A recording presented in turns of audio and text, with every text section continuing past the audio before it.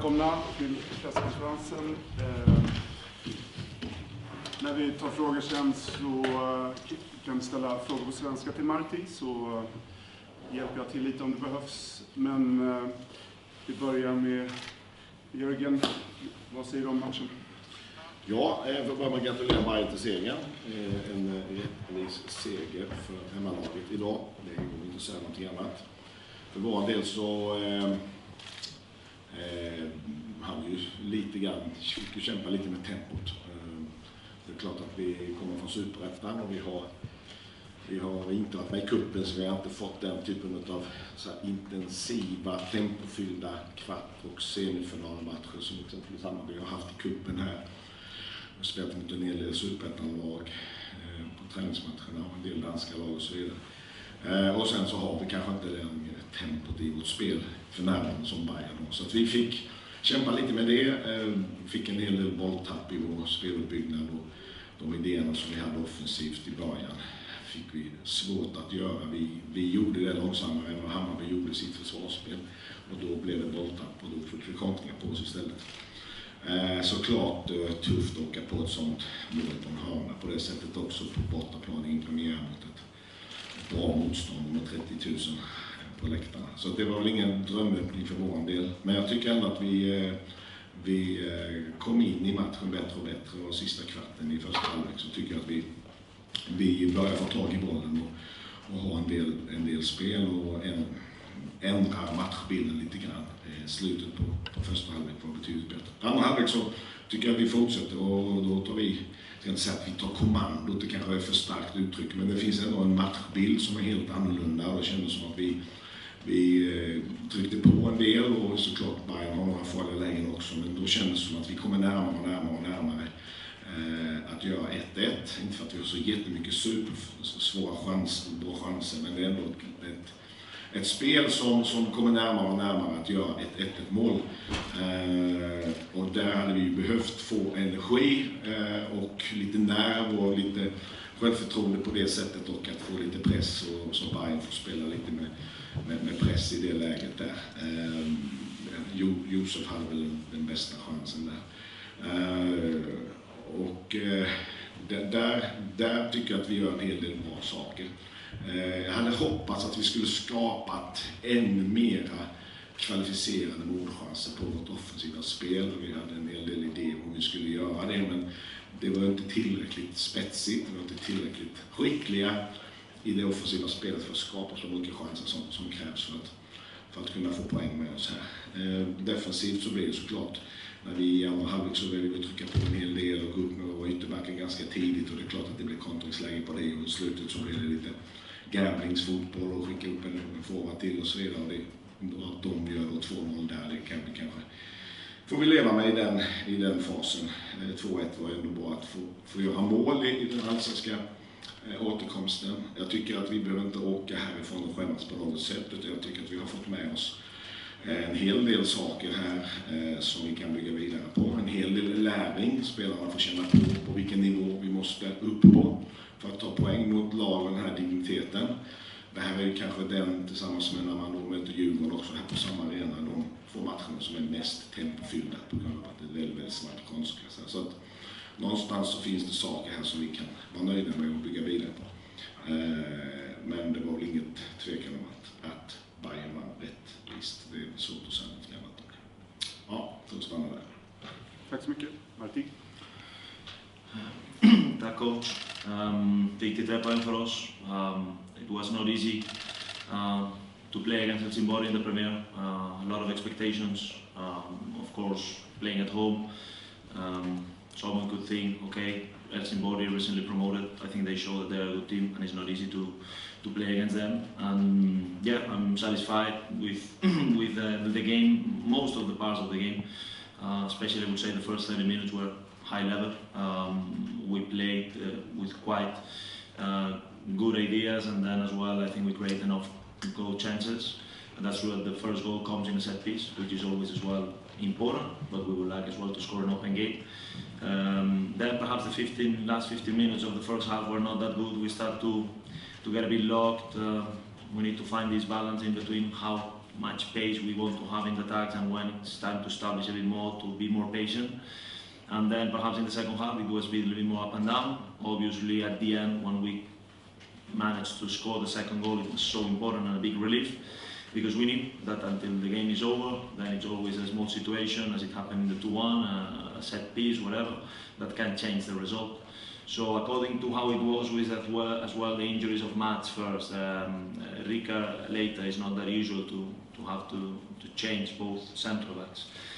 And according a strange game in the way that is not usual, that you manage to create that amount of chances but only score this first goal and the second in minute 92 after having 4 posts, then I think that we can be very satisfied with especially the mentality of the guys. They never gave up, and the moments that Helsingborg was pushing, we managed to defend, I would say, quite right, and that gave me big confidence for the next games to see how the guys are believing and they are trying what we want to do. Tack så mycket. Frågor? Kommer Marcus med mikrofonen? Jag kan börja med en fråga till Jörgen här. Jag vet inte om du såg den här sista situationen med Revisoka och Juhas från din position där på bänken. Vad säger du om den? Det är ett slag som delas ut mot... Jag såg inte den situationen. Nej, jag såg inte den. Fortsätter med Mats idag. Hur allvarligt är det med Magyar och Fenger? Yeah, Mats feels a bit dizzy. It was this situation with Oliver and Rika himself, with Van der Hulk, I think, all of them. And Mats doesn't remember, I actually asked him. He was feeling okay but a bit dizzy. Hopefully the doctors will have him under control. And then the situation with Rika, he got a tackle against Hoiko in Helsinki last weekend. And then he has been managing this week. Actually, he didn't train on Tuesday. He was 50-50 training on Wednesday. So we knew that this could come during the game. But he feels okay, but just a bit painful on the ankle, foot, this zone. A question for you, Martin. How was it for yourself being a part of a premiere in Allsvenskan for Thursday? Yeah, it's splendid, and it was nice to experience such a big atmosphere. I'm really looking forward to see what happened as well before the game with this walk from Soderman, from all of our supporters. But it's a big edge for us to have this support and to have a sold-out stadium in a game at home. Again, I know that there are expectations. We work in a humble way, game by game, to be honest. We try to win just the next game. Hopefully we're going to make happy our people. I think that today we tried, and hopefully they go home happy. But for me to experience that atmosphere, it's something else, something else definitely. Jörgen, på vilket sätt vill du att ni ska ha blivit mycket bättre än ni var i Superettan förra året, även om ni blev trea här såklart? På vilket sätt vi ska bli bättre? Vad har ni tänkt att ni ska utveckla för att lösa det här första året i Allsvenskan? Ja, det är ju en kombination svar på det, Patrik. Det är ju ganska många saker. Dels är det ju att de spelarna som vi har i verksamheten utvecklar sig, tränar och blir bättre. Dels är det att vi har tillfört några skickliga spelare som gör laget bättre genom att de har kommit in. Några spelare har försvunnit också, och det skiftet där gör att laget blir bättre. Och sen är det ju att vi så att säga har en väldigt stor tro på vad vi gör i klubben just nu. Vi har väldigt bra harmoni i föreningen. Alla i HIF idag går exakt i samma riktning. Från styrelse, klubbdirektör, sportchef, tränare och spelare så går vi i samma riktning och har en tanke och en långsiktighet i hela vår verksamhet. Akademin packas in i det också. Och den känns väldigt bra, en väldigt god harmoni i föreningen, väldigt mycket positivitet, en god energi, det är mycket tro. Det är så att säga mer föreningsmässiga delar som såklart påverkar känslan för spelarna av att spela i en klubb som för närvarande sitter ihop väldigt bra och som fungerar väldigt bra. Där det är kul att gå till jobbet varje dag och träna och försöka bli bättre. Om man sen går in på det spelmässiga så är det såklart det väldigt, väldigt viktigt för oss att vi utvecklar vårt passningsspel, att vi blir skickligare på att passa bollen snabbare till varandra, att vi hittar rätt ytor. Vi har jobbat en hel del med ett 4-3 med spetsen bakåt på mittfältet, att vi hittar de gångerna vi kan så att säga, använda våra 6-8 på rätt sätt i speluppbyggnaden, men också att vi har ett djupledsspel så att vi kan hota motståndarna med vassa kontringar också. Jag tycker kanske att vi blev lite omständiga i några riktigt bra kontringslägen. Jag tycker kanske vi skulle valt och gått lite mer direkt in bakom istället för att spela lite för mycket framför deras backlinje som gör att vi ger dem chansen att bryta.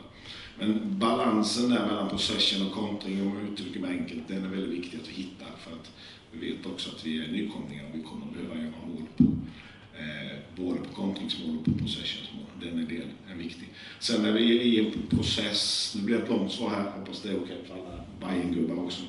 Vi är i en process också där vi jobbar väldigt hårt med att ha en dynamik i vårt försvarsspel mellan hög press och lite lägre press. Högt försvar, lågt försvar. Det var något som vi påbörjade förra året där vi kände att vi måste kunna göra båda sakerna.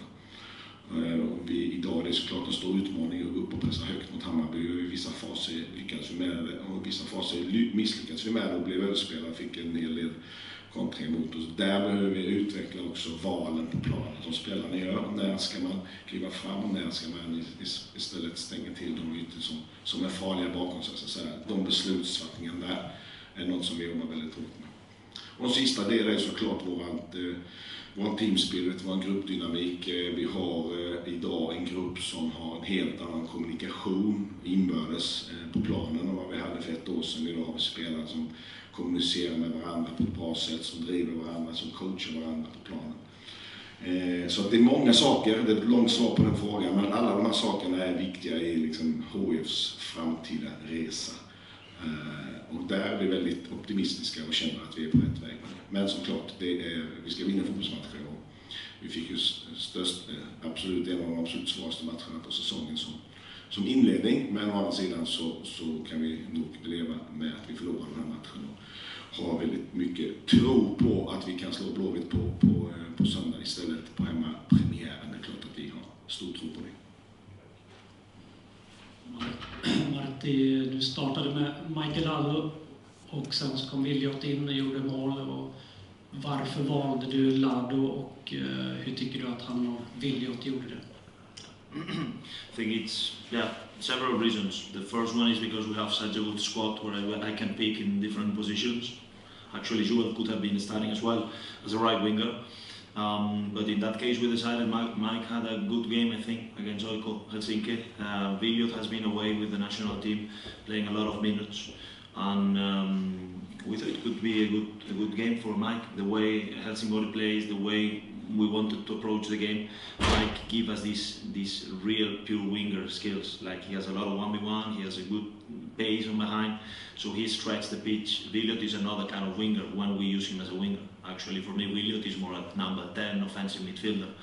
But I'm very satisfied with both of them, and actually, hopefully, this can be a short reflection of how the season should be.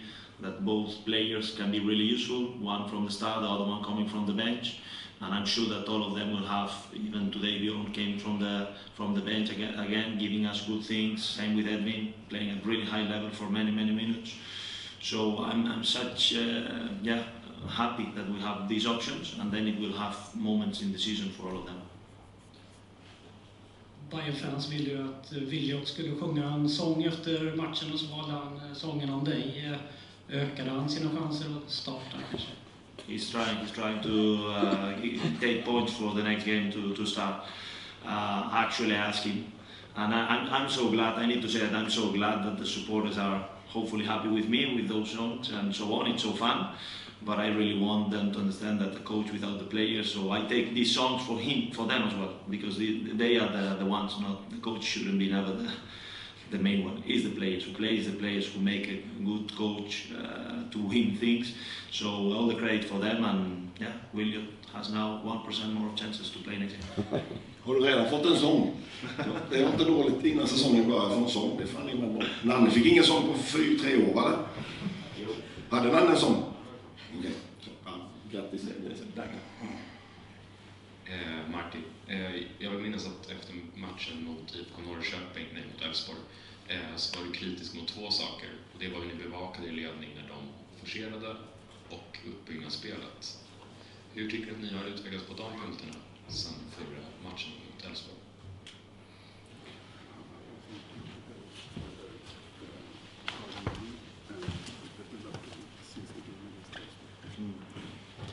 I think it's very different games, actually, to be fair.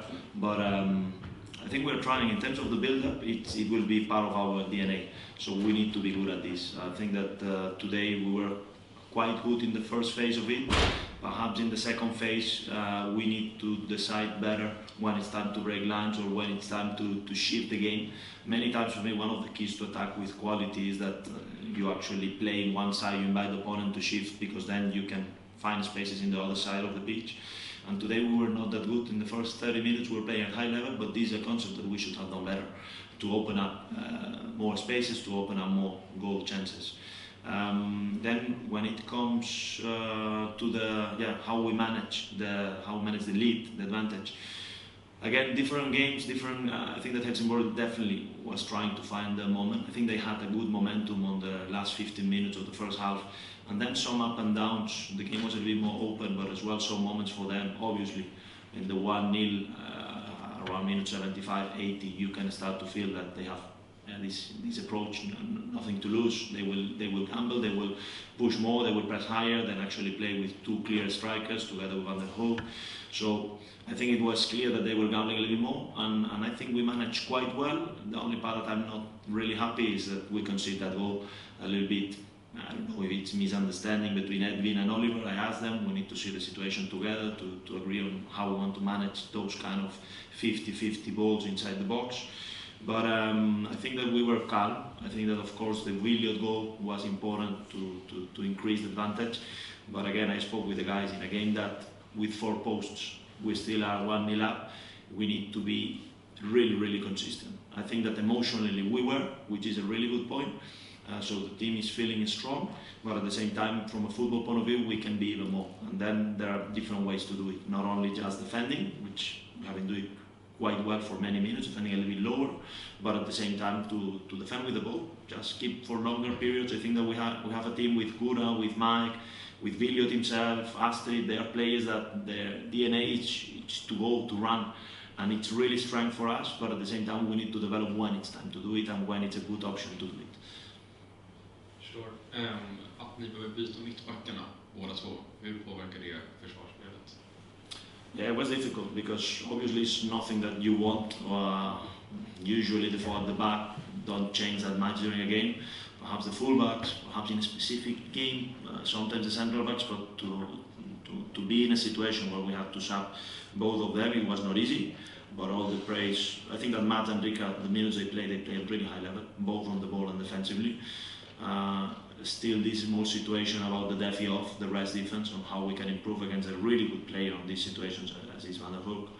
But then Bjorn comes in with his energy, his leadership, he helped a lot. And then Edwin, that he shows how good he is, that he can play as a right central back, as a left central back, as a right full back. I think that he could play even as a 6. So important to have these possibilities when these situations, unfortunate situations happen.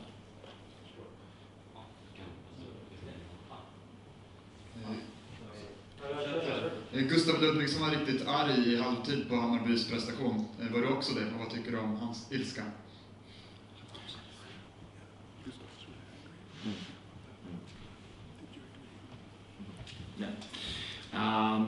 Gura is a really important player for us, very smart, and he's demanding because that's what good leaders do. They demand, but they support.